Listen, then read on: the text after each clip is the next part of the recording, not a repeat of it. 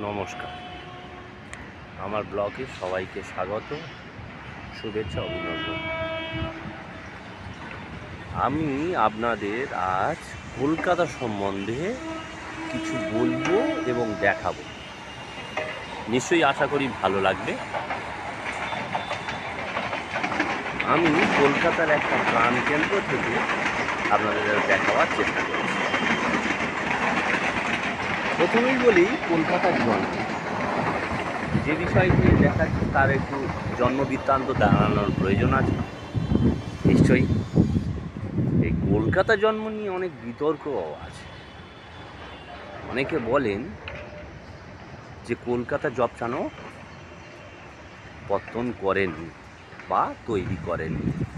যাই হোক, সেই বিতর্কে যাচ্ছি না।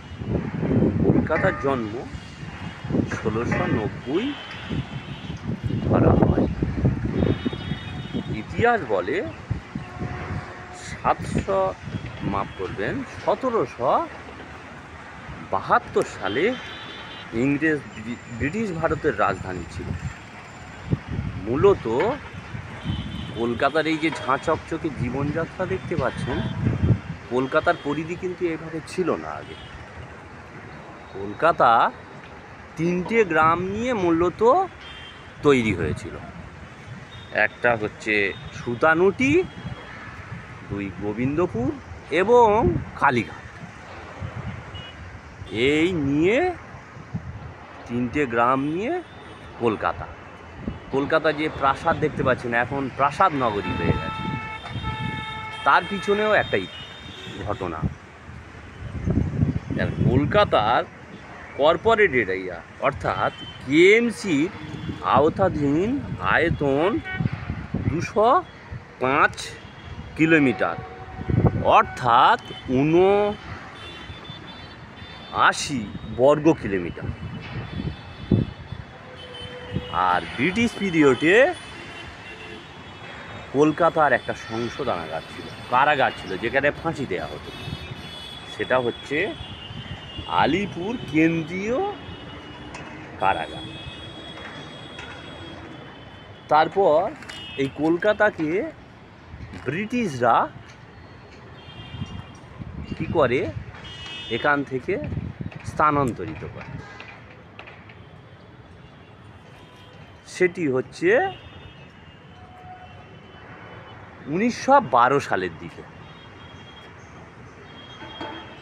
অনেকে বলেন যে ব্রিটিশ পিরিয়ডের এটা কফিনেতে শেষ পিরিয়ড, কিন্তু আবার তার বিপরীত ধর্মীয় লোক আছে, বলেন না, এটা তাদের সুবিধার্থের জন্য করা হয়েছিল। যদিও ভারতীয় ইংরেজদের কাছে রাজধানী, শীতকালীন রাজধানী ছিল দিল্লি, আর গ্রীষ্মকালীন রাজধানী তারা সিমলাকেও বেছে নিয়েছিল, সেটাও কিন্তু জানা যায়।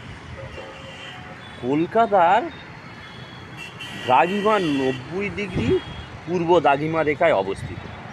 আর কলকাতার মজার ব্যাপার, উচ্চতা কিন্তু প্রায় 30 ফুটের উপর। এই হচ্ছে কলকাতা।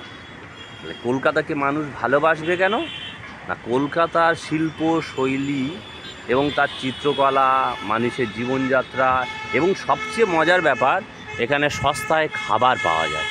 বিভিন্ন রাজ্য থেকে মানুষ এখানে আসে। অন্যান্য রাজ্যের তুলনায় এখানে অত্যন্ত কম পয়সায় জীবন ধারণ করা যায়, এটুকু কনফার্ম। অনেকেই তাই বলেন। আর কলকাতায় যেমন ভিক্টোরিয়া আছে, সায়েন্স সিটি আছে, হাওড়া ব্রিজ, যে সমস্ত মানুষজন আসবেন তাদের বেড়ানোর একটা সুন্দর প্ল্যানিং করে যদি আসেন, নিশ্চয়ই ভালো লাগে। আপনারা এখন ঝাঁ চকচকে জীবন যে কলকাতা দেখতে পাচ্ছেন, সেই কলকাতা আগের যে 1690 সালের জবচানক তৈরি কলকাতার আমূল পরিবর্তন হয়েছে। কলকাতাকে প্রথমে 2টো ভাগে ভাগ করা হয়েছিল, উত্তর আর পূর্ব। এখন বর্তমানে 4টে ভাগে ভাগ: উত্তর কলকাতা, দক্ষিণ কলকাতা, পূর্ব কলকাতা। এই মিলিয়ে কলকাতার একটা ভাগ করা হয়েছে। কলকাতায় মহানগরীর দৈর্ঘ্য বললাম, আর মহানগরের দৈর্ঘ্য হচ্ছে 729 বর্গ মিটার। কলকাতাকে ছুঁয়ে গঙ্গা পাস হয়েছে। এখানকার গঙ্গাকে কেন্দ্র করে শিল্প তৈরি হয়েছে। হুগলি নদীর দু সাইডে প্রচুর শিল্প কলকারখানা তৈরি হয়েছে। মানুষের রুটি রুজি, কর্মসংস্থান বেড়েছে। তেমনি তার অনেকগুলো রাস্তা, মেট্রো পরিষেবা। আমি আপনাদের যে দিকটা দেখাচ্ছি এটা হচ্ছে দক্ষিণ কলকাতা একটা অংশের থেকে আপনাদের দেখাচ্ছি। একদিকে রাইফেল রোড আর একদিকে বন্দেল ব্রিজ হয়ে কালীঘাট, হাজরাট এই সাইডগুলো যাওয়া যায়। আচ্ছা, কলকাতা যে দেখতে পাচ্ছেন মানুষ, এই যে শহরতলি থেকে মানুষগুলো আসছেন, আপনারা আগেই দেখলেন যে ট্রেন, এই ট্রেন লাইনগুলো শহরের সঙ্গে গ্রামের যোগসূত্র তৈরি হয়েছে। আগে এত মানুষের কর্মসংস্থান ছিল না।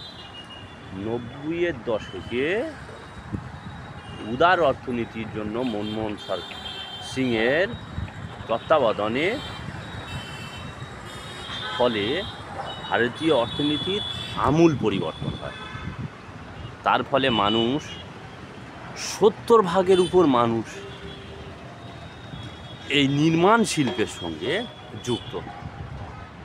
চাষের সঙ্গে তো মানুষ বরাবরই যুক্ত ছিল, কলকারখানার সঙ্গেও কিছু মানুষ আছে, আর বাকিটা চাকরিজীবী। এই নিয়ে সামাজিক প্রেক্ষাপট তৈরি হয়েছে।